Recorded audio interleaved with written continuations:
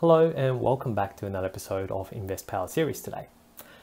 Now I thought I want to share something that I thought was very relevant in today's environment, which is what I'm seeing or what I'm learning out of this COVID-19. I think to a certain extent, this pandemic has really revolutionized a lot of people's thought concept about how to approach property investment. And there's a few key lessons that I saw throughout this whole period, which I thought I want to share today with everyone, so that if you're starting out or if you're still continuing to build your portfolio, hopefully these few points will be able to help you. So the number one key takeaway for me is really about cash flow. Now, I know if you've been watching my channel or if you look at how I structure my portfolio, you would probably understand that I'm very focused on cash flow, including my personal portfolio back in the days when I was accumulating. It's always about, a lot of cash flow in the background, because I know that essentially cash flow is the one that allows me to hold this property portfolio across for a long period of time. Without cash flow, then you could be in a position where you're forced to sell. And let me share what my thinking process is back in about 2015, 2016, when I initially bought and look at cash flow properties. So for those of you who looked at my video or Invest Power stories, you would know that I bought a few properties in Logan and they are very cash flow positive. They were yielding around 6-7%, and in an interest rate of about 4%, they were still neutral to that extent. So they're fantastic. Now, the reason why I bought those cash flow properties rather than buying, say, for example, a blue chip unit in Sydney with a pretty poor cash flow is because that at that point in time, I don't know whether the interest rate is going to go up or down. Okay, so I want to safeguard myself to make sure that if the interest rate does go up, then at least these high yielding properties, cash flow properties, would be able to help me and basically allow me to still hold these portfolio without forcing me to sell.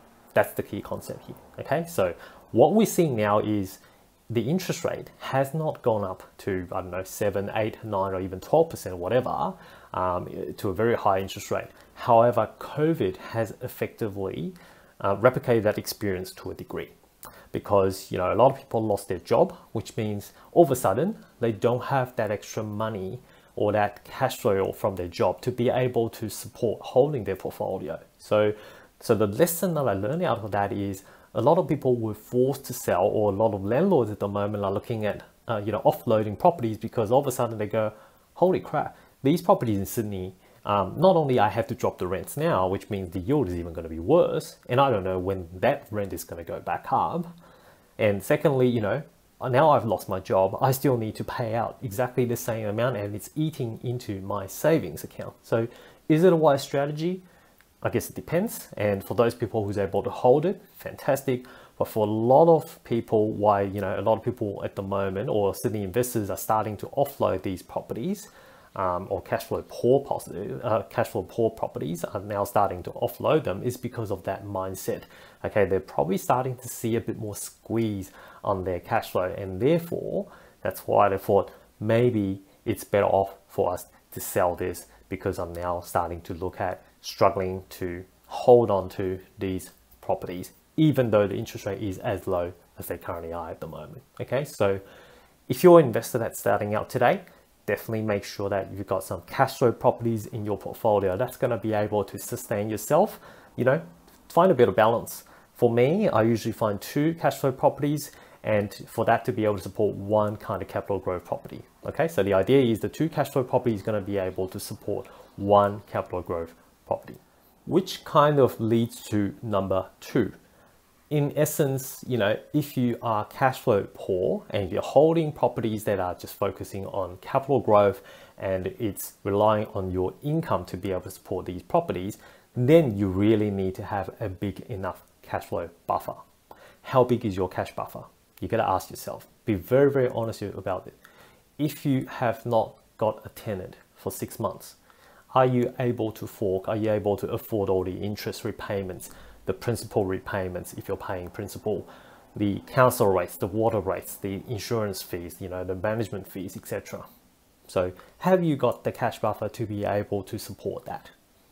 that's going to give you an indication. Okay, so, and that's why I think, again, coming back to like Sydney investors in the current environment, why are they selling at the moment?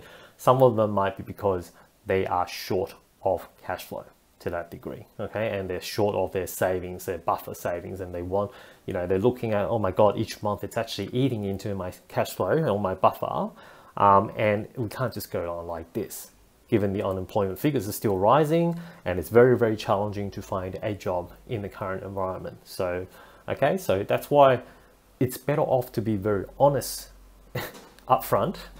You know, while it's not the worst situation, better to be honest at that point in time, right? Do a retrospective and go, right, if my portfolio is going to go empty for 6 months, do I have the cash flow buffer to be able to support these properties and still be able to hold them throughout that 6 months? This is kind of like a worst case planning. Personally, for me, I'm a lot more conservative. I'm actually aiming for 9 to 12 months. Okay, so what I'm saying is, for me personally, if my property portfolio, all of them, all the properties goes vacant for 12 months, I still got the cash buffer available to support them. Okay, so that's the amount of cash buffer I want to keep for myself to be able to sleep well at night. And I think that's an important lesson because, you know, looking at how much buffer a lot of investors have in their bank account, I'm seriously worried to a certain degree. And you know, like if you're paying interest only and you put most of your cash in your offset, that's fine. You know, as long as the money in the offset account, and that's your rainy day funds, and that's what it's for, you know, in today's type of environments. Okay, so my suggestion for you, do a review of your current portfolio, understand the numbers. So how much is each property costing you at the moment? Okay, each month. Is it cash flow neutral before tax? Do you need to pay anything more into the property to be able to hold it? Now, if you don't have a tenant that's going to pay the rent, do you have enough cash buffer to be able to hold on to the property and still have your living expenses, like how you currently live your life? Because that's very important. Okay. My key takeaway number 3, I think all investors will now realize that the closer to CBD doesn't necessarily be better, because if you have a look at it now, the rental vacancies and also the ones, you know, the tenants that's requesting for rent discount are all kind of in the CBD area or the inner ring. Let's put it that way. Okay, so like the inner west, the Bondis, the eastern suburbs, kind of stuff. So in general, the way I'm looking at it is, you know, like if you're currently in Sydney, you used to be able to get a rent of what, 600, 700, even 800. Now you have to give a big discount on rent to be able to attract tenants, because everybody's lost their job, or those people who lost their job, the first thing they look at is cutting rent. That's one of the biggest expenses, right? So, and that's what we're seeing, you know, that's why the inner ring and the CBD area vacancy rate is spiking up, because a lot of people lost their job. They can no longer afford that kind of rental repayment, and therefore they are moving back to their parents, for example, or downsizing, downgrading, move to a cheaper area. So at least the financial stress is not as much. Okay, so those areas are the one that suffer the most. Now, while they may have the capital growth, okay, they may have enjoy really good capital growth. However, to that degree, if you cannot hold on to the property, then what's the point of talking about the capital growth, right? So, especially for those people who bought late into the game, you know, some of those may have caught the tail around 2016, 2017, when Sydney boom was kind of over to that degree. And now you'll be thinking, okay, well, I may have to sell the property and realize the profit, but the idea is you should be keeping a long term.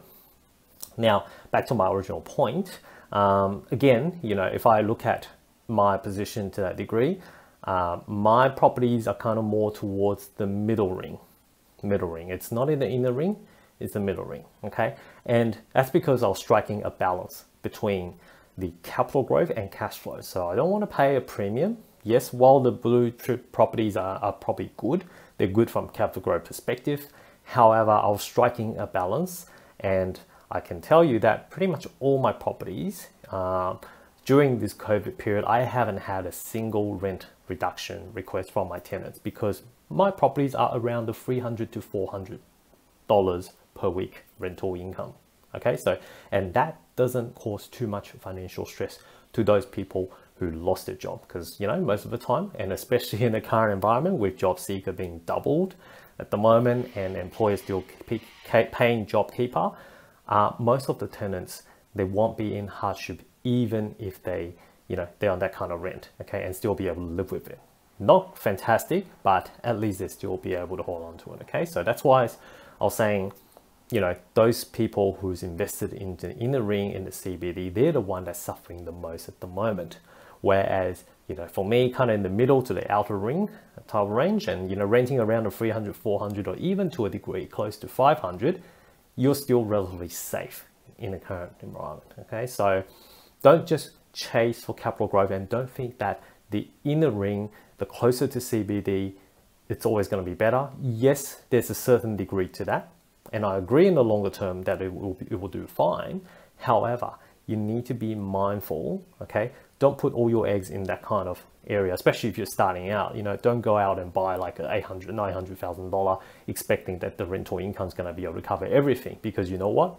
It's not in the current environment. If you bought a unit like around 800, 900, or even 1 mil, you're expecting it to rent around $800 a week before COVID. That's fantastic, right? You're still able to hold it, but now how much would it rent? And would you be able to get much capital growth in the current environment? Probably not as well. So that's why, you know, you need to strike a balance. A lot of times you need to look at how you can balance your portfolio to that degree. So you have some capital growth players and some cash flow players. And that's what I've done with mine. So that's the 3 key takeaways so far out of COVID-19, at least for me, that is. I'm sure everyone has got some lessons learned out of this whole experience. I'm sure there'll be more that'll be upcoming as well in the next few months, you know, as we see how things fall out after JobKeeper, JobSeeker finishes. Okay, so I'll definitely share more as I see them, as I realize them, as I understand them. But in the meantime, if you got any questions about what I covered today, feel free to email me, david@landpower.com.au, or just comment below. Let me know if you got any questions. Subscribe to our channel. If you do find this video helpful, give us a thumbs up, like our video, okay? Subscribe to our channel so that you can get next notification as well. But otherwise, I'll see you guys again in next week's InvestPower episode.